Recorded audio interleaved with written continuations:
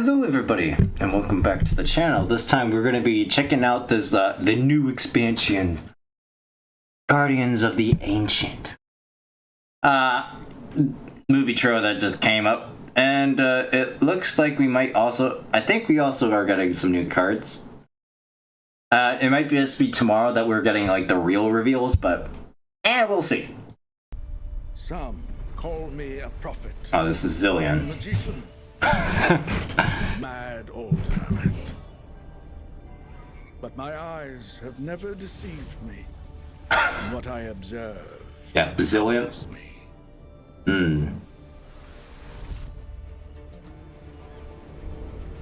Noxian invasion on Ionia. Time and Irelia. Captain Farron.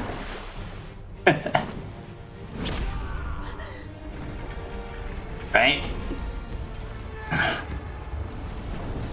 But time, like so many things, is a construct, a convention of those who fear.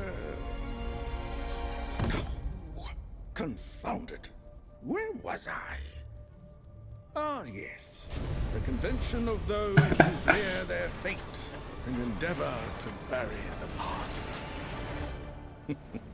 Alright. But here's the secret. Fate is also an illusion. Should you find yourself in despair, the solution is simple. Pick another fate. You make it sound so... Wait, Malphite? Malphite in Ionia? Question mark? Victory comes to those who choose their outcome, not those who let it choose them. Alright.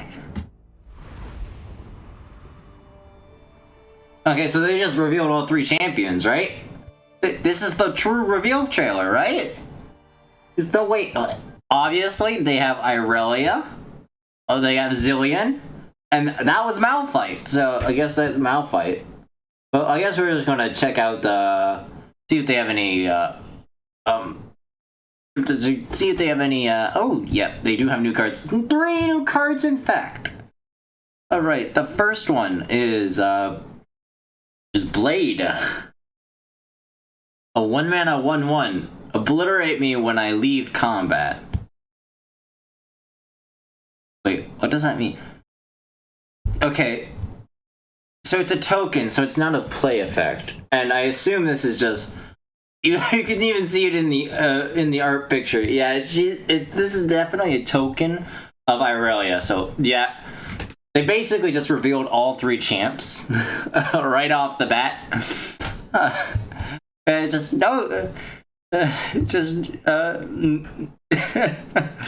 I'll pretend to be surprised. But it looks like this is a token summoned by Irelia. A couple things to note about this token is, first off, some synergy. I don't know how it's going to be summoned, but it's likely that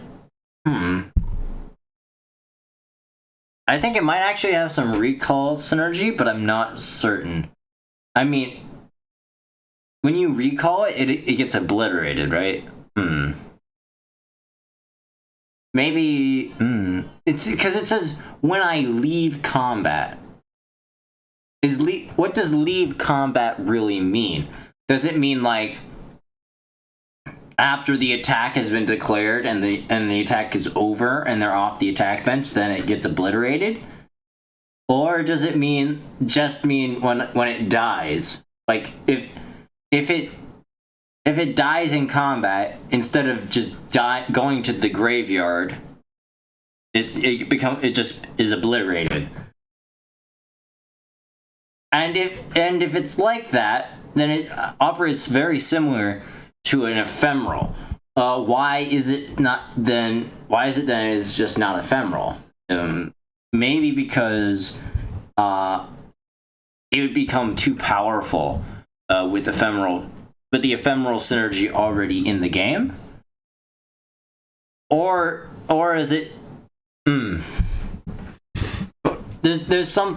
there might be an obliterate synergy, actually. Like, perhaps there's a card that says I level like a champion that says I level up when you obliterate X amount of cards. That could be. That could be. But I'm not certain. Actually, I actually am way more interested in what sort of synergy this blade plays around with, because it from what I get from the text, it acts very similarly very similarly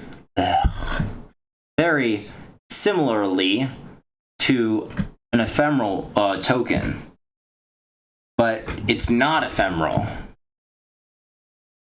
Oh, this could actually work really well with musicians. Yeah. Oh, that makes sense.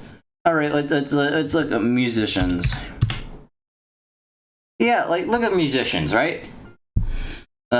Each round, once you summon 3 other allies, refill your spell mana and draw 1.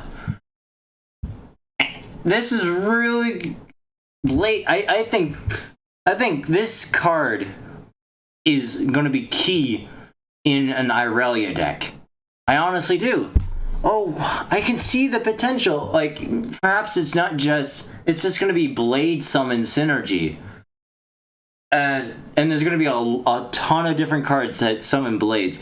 And the reason why they don't want these blades to be ephemeral is because that would be too overwhelming with the amount of tools that ephemerals already have. So though it's very similar to what ephemerals do or are, it's not like them in many ways.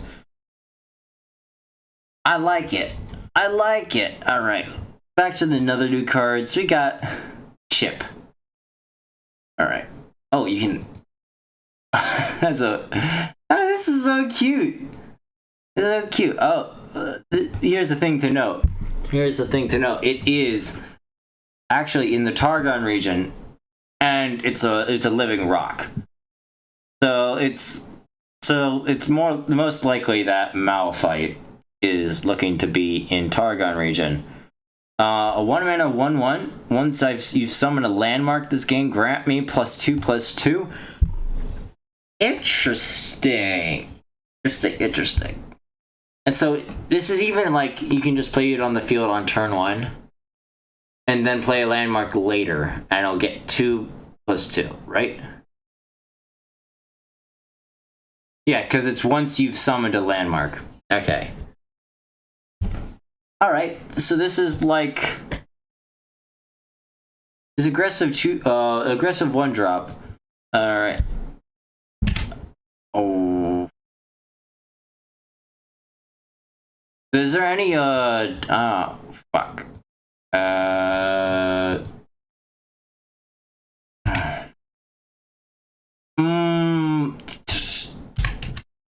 Can I just like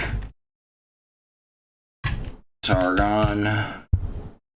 Okay, so I just want to look up the region. Alright. Can I just look up the region? There we go. Targon. Oh, it's even included in here. The other 1-drops of Targon. We have Gift Giver, Solari Soldier, Porafly, and there's a lot of good 1-drops already. And this one says specifically with Landmark, and there isn't a lot of Landmark synergy already in. Yeah, there isn't a lot of Landmark synergy already in here. So, in all likelihood, Malphite is going to be the married pair with Talia, which I look forward to, and it makes complete sense. The Rock Weaver with the living rock guy. Yeah, it makes sense. And this Chip is probably the 1-drop you're going to be playing in that. Though, I don't know how good that will be. We'll have to wait until the archetype really pans out. Because there are other...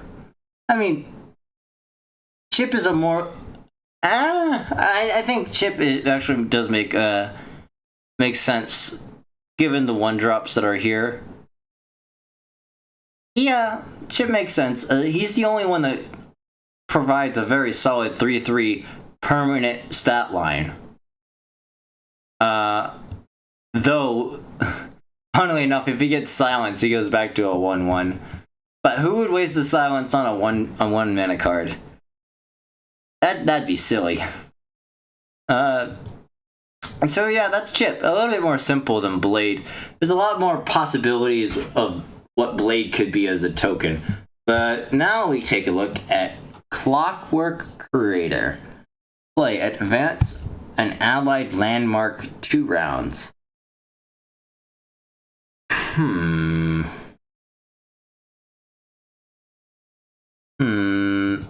I don't know.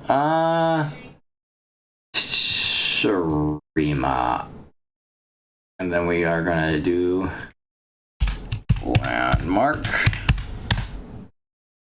Alright, so these are the current landmarks in, well, we have Salt Spire, Perseverium, and Sundisk. Those are the only 3 that the Clockwork Creator kind of works with. And I mean, I guess Ancient Hourglass. I guess I should actually just search Countdown, because it's specifically Countdown landmarks that we're looking at. Yeah, so it technically works with Ancient Preparations. That's a bit weird. Like, we play this on 1, and then you play Clockwork Creator on 2 in order to get that 2-drop way sooner. I mean that 1 mana 2/2 sooner. I mean, that could work. The